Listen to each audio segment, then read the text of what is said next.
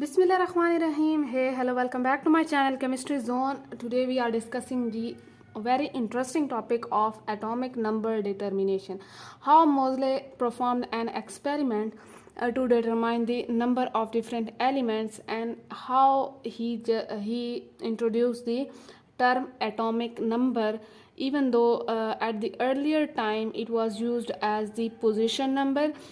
Atomic number was used as the position number, and also introduce how X-rays is affected by the number of atoms or number of protons or atomic number of different elements.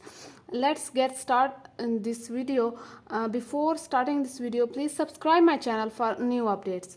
Now let's move on to the topic how Moseley discovered the different atomic number of different elements. Let's suppose in the previous video we discussed about how the proton was introduced, how the neutron and electron was introduced. After the discovery of proton by the nucleus in which proton lies by the Rutherford was a very incredible journey to the understanding of atomic structure. Let's move on how Moseley contribute his efforts in these structure or in these things. Okay, the discovery at the very first, the discovery that atom has the nucleus. We all know that Rutherford already explained how nucleus is discovered and how it lies in the center of atom. That carries a positive charge, means it carries positive charge, means it has a proton and neutron. Raise the question. The very basic thing is that when scientists perform something, they have a very different or very challenging question in their mind, so they can discover how this question is solved by their experiment. So the first question that Moseley has in his mind was the discovery that atom carries a positive charge. There is the question, what is the magnitude of that positive charge? What is the magnitude of that positive charge? This was the very basic question, and that leads to the discovery of atomic number. So the question was answered by Moseley, Henry Moseley. His full name was Henry Moseley in 1913. Then Moseley took this challenge and performed an experiment. In previous videos I already explained how this discharge tube is used and how it causes fluorescence. We just taking a short view in this video because we already know how it worked in previous experiment. So this is the experiment performed by the Moseley. How this experiment was performed by scientist Moseley took the discharge tube, which we already discussed in a previous experiment, in the electron and electron discovery or different J.J. Thomson experiment. We already discussed it in detail. If you want to study this in detail, please visit my channel. This is discharge tube which has a vacuum pump in which the gas is adjusted by vacuum pump.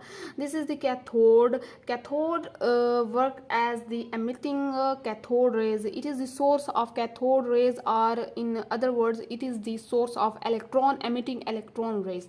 So these are cathode rays that travel straight in the discharge tube and strike on the target, which act as a anti-anode, or metal target, which is the anti-anode, or work as a anode. After striking of cathode rays on this target metal, or we can say that the anode, it can emit the X-rays.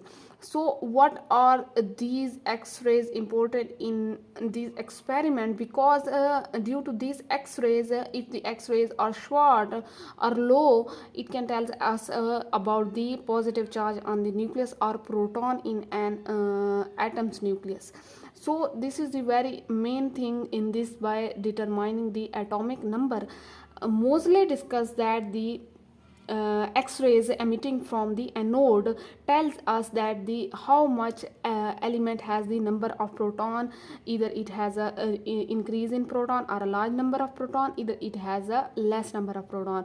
So when the X-rays are increased by the number of different elements, it means the element that is used and increase the X-rays emission is has a large number of proton. If the decrease in X-ray is noticed, then it means it has the less number of protons in the nucleus. So it can tell us the atomic number or number of proton in the nucleus.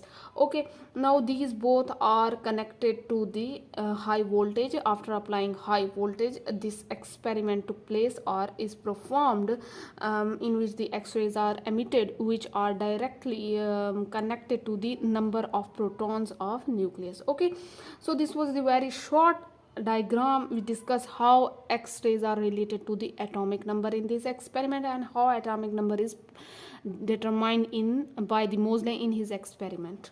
Okay, now Mosley found that when cathode rays struck different elements used as anode target in the star tube, X-ray are emitted.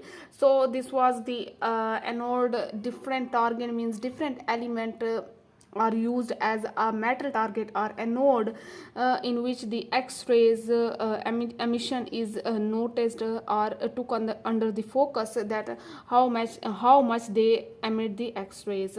So X-rays are emitted, it depends upon the number of proton present in nucleus. I already told that the X-rays depend upon the number of proton. If you have a large number of proton, so the X-rays automatically increased or increases, their emission increases. If you have a less number of proton, their emission is decreased automatically. Okay, now Mosley plotted the atomic number against the square root of frequency of X-rays emitted and obtained the straight line, which indicate that the atomic number is not just a mere position number but also fundamental property of an atom. One of the main point of this topic is that Mosley plotted a graph in which he discussed how the atomic number is related to the square root of frequency of element. So he indicate that the atomic number is not just a position number. Position number here means that we plotted or we adjusted or we just what I say that we have a project table in which we plotted the elements by increasing their atomic number. So he said that it is not that just a position number in which we can plot like in a sequence of increasing number, but there is a very basic fundamental property which is related to the atomic number. I can say in short that it is the basic and fundamental property of an element, in which the most of their properties lies, like the periodicity of the elements of atomic number, of the periodic table, which belongs to their atomic number. Atomic number decided their chemical and physical properties. So this was the very basic contribution of Mosley in this experiment, which he discussed that yes, the atomic number related to the frequency, and he used different elements in graph plotting and also in his experiment. Let's move on to the next topic, next line. So we have the different things that we are going to discuss. He further make a remarkable suggestion that the wavelength or frequency of emitted X-rays were related to the number of positive charge of proton in the nucleus. The wavelength changed regularly as the element that came next in the periodic table had the one positive charge more than previous one.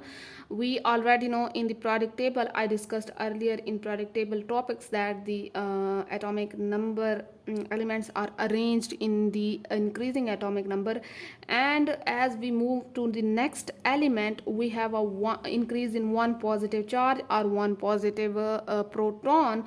So they are discussing here that he further make a remarkable suggestion. He make a suggestion that the wavelength of X-rays means the X-rays are related to the increasing atomic number in periodic table. Like you move on to the next element, you see a increase or decrease or change in the X-ray emission, that based upon the number of atomic number or number of protons in the nucleus. So we have we have the relation which Mosley discussed, that the frequency, earlier he discussed that the frequency of X-rays is directly proportional to the atomic number. So here is the square root of frequency is directly proportional to the Z, means Z is the atomic number of target elements or atoms used in experiment. Here the square root of frequency is, when we remove this proportional sign, we have this, have this. So what is this? This is the atomic number. A and B are constant used for all the, that are constant used for all the elements. Here is the frequency, the square root of frequency. So the expression is final expression is this, where we have the frequency square root is equals to A Z atomic number minus B. Okay, now he established, after these all things, he established a final statement, that is the atomic number of an element is equal to the number of proton in the nucleus of an element. He finally he suggested that the atomic number of any element or any atom is the equal number of protons, like the equal number, atomic number and the proton is the same thing. So he called this that they both are the same terms, in which we can say that atomic number is the equal number of proton in the nucleus of an element. Okay, now he graphically represent that we have this straight, he obtained the straight line, or if we plot these elements in the increasing atomic number by noticing the emission of X-rays, we got the straight line. Here we have calcium and this all elements like cobalt, iron, manganese, chromium, like this is the atomic number of these elements, and we have this frequency square root.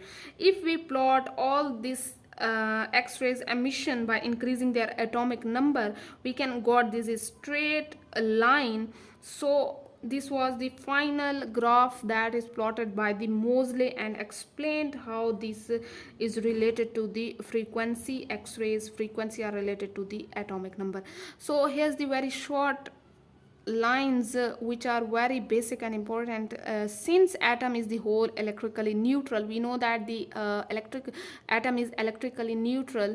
Atomic number is also equal to the number of extra nuclear electron. Let's keep this in your mind that let's suppose hydrogen has a one proton, so it must have a one electron. If helium has a two proton, it must have a two electrons. So the number of protons and extra nuclear electrons are always equal. And so this is the basic and important thing to learn.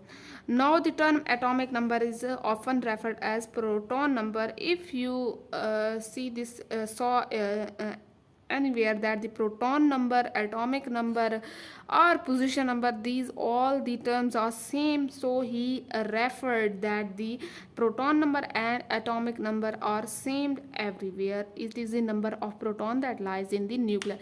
So it is the end of this topic. I hope so you understand all these basic terms, all these basic things in this topic. If you have any doubt, comment in the comment section. Let me check how much you learned from this video. Okay, have a nice day.